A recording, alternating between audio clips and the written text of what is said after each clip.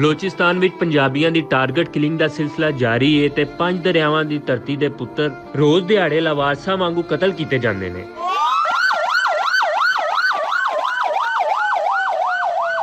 ਸਿਆਸਤਦਾਨਾਂ, ਇਨਸਾਨੀ ਹੱਕਾਂ ਦੀ ਗੱਲ ਕਰਨ ਵਾਲਿਆਂ ਸਣੇ ਤਗੜੇ ਹਲਕਿਆਂ ਦੀ ਚੁੱਪ ਦੇ ਖਿਲਾਫ ਪੰਜਾਬੀ ਯੂਨੀਅਨ ਤੇ ਪੰਜਾਬੀ ਲੈਂਗੁਏਜ ਮੂਵਮੈਂਟ ਆਵਾਜ਼ ਚੁੱਕ ਰਹੀ ਹੈ। ਸੈਮੀਨਾਰ ਕੀਤੇ ਜਾ ਰਹੇ ਨੇ ਤੇ ਹਕੂਮਤਾਂ ਨੂੰ ਇਹ ਬਾਵਰ ਕਰਾਉਣ ਦਾ ਹਰ ਯਤਨ ਕੀਤਾ ਜਾ ਰਿਹਾ ਹੈ ਕਿ ਉਹ ਆਪਣਾ ਫਰਜ਼ ਨਿਭਾਉਣ ਤੇ ਪੰਜਾਬੀ ਮਜ਼ਦੂਰਾਂ ਦੇ ਕਾਤਲਾਂ ਦੀ ਧੌਣ ਨੱਪਣ।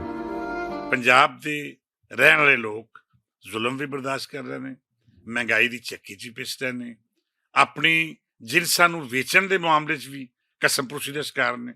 ਔਰ ਫਿਰ ਜਦੋਂ ਵੀ ਗਾਲ ਕੱਢੀ ਜਾਏਗੀ, ਇਲਜ਼ਾਮ ਦਿੱਤਾ ਜਾਏਗਾ, ਪੰਜਾਬ ਨੂੰ ਦਿੱਤਾ ਜਾਏਗਾ।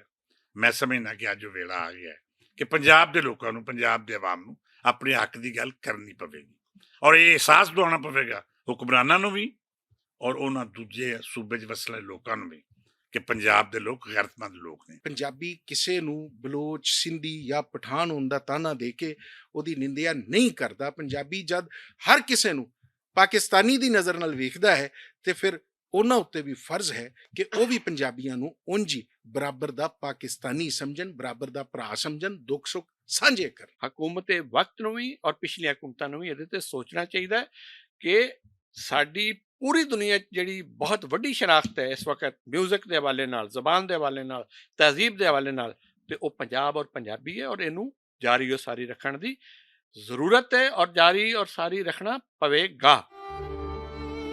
ਪੰਜਾਬੀ ਲੈਂਗੁਏਜ ਮੂਵਮੈਂਟ ਵੱਲੋਂ ਪੰਜਾਬੀ ਮਜ਼ਦੂਰਾਂ ਦੇ ਕਤਲੇਆਮ ਉੱਤੇ ਪਹਿਲੀ ਡਾਕੂਮੈਂਟਰੀ ਬਣਾ ਕੇ ਇਹਨੂੰ ਕੈਨੇਡਾ, ਅਮਰੀਕਾ ਤੇ ਬਰਤਾਨੀਆ ਵਿੱਚ ਹੀ ਵਿਖਾਏ ਜਾਣ ਦਾ ਪ੍ਰਬੰਧ ਕੀਤਾ ਜਾ ਰਿਹਾ ਹੈ ਤਾਂ ਜੇ ਦੁਨੀਆ ਜਾਣ ਸਕੇ ਕਿ ਜਿਨ੍ਹਾਂ ਬਲੋਚ ਦਹਿਸ਼ਤਗਰਦਾਂ ਨੂੰ ਇਹ ਮੁਲਕ ਸਿਆਸੀ ਪਨਾਹ ਦਿੰਦੇ ਨੇ ਉਹਨਾਂ ਦੀ ਅਸਲੀਅਤ ਕੀ ਹੈ।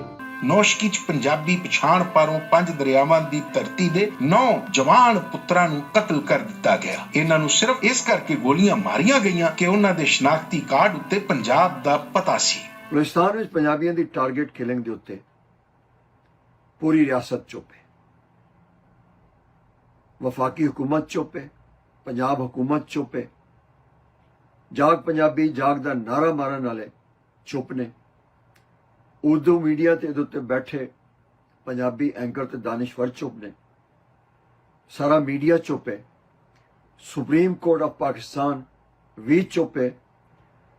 ਪੰਜਾਬ ਅਸੈਂਬਲੀ ਪੰਜਾਬੀਆਂ ਦੀ ਟਾਰਗੇਟ ਕਿਲਿੰਗ ਤੇ ਚੁੱਪ, ਸੈਨੇਟ ਚੁੱਪ ਤੇ ਕੌਮੀ ਅਸੈਂਬਲੀ ਚੁੱਪ। ਪੰਜਾਬੀ ਮਜ਼ਦੂਰਾਂ ਦੇ ਕਤਲੇਆਮ ਦੇ ਖਿਲਾਫ ਜਿੱਥੇ ਪੰਜਾਬ ਦੀ ਲੋਕਾਈ ਨੂੰ ਆਵਾਜ਼ ਚੁੱਕਣੀ ਚਾਹੀਦੀ ਏ, ਉੱਥੇ ਹੀ ਪੰਜਾਬੀਆਂ ਦੇ ਵੋਟਾਂ ਨਾਲ ਹਕੂਮਤਾਂ ਬਣਾਉਣ ਵਾਲਿਆਂ ਦਾ ਵੀ ਫਰਜ਼ ਹੈ ਕਿ ਉਹ ਪੰਜਾਬ ਦੇ ਪੁੱਤਰਾਂ ਦਾ ਮੁਕੱਦਮਾ ਲੜਨ।